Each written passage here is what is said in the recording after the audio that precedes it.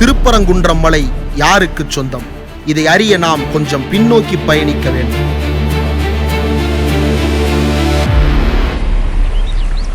திருப்பரங்குன்றம் மலை வெறும் பாறைகளால் ஆனது மட்டுமல்ல, அது வரலாற்று ஏடு. சங்க காலத்தில் முருகனின் படைவீடாக போற்றப்பட்டது.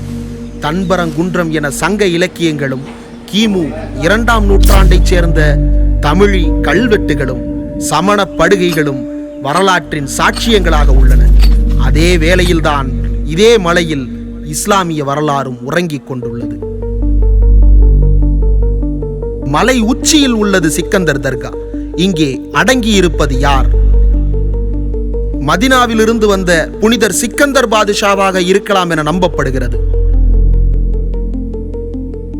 இந்துக்களின் புனித இடமான இந்த மலைதான் 800 ஆண்டுகளாக இஸ்லாமியர்களின் வழிபாட்டு தலமாகவும் இருந்து வருகிறது.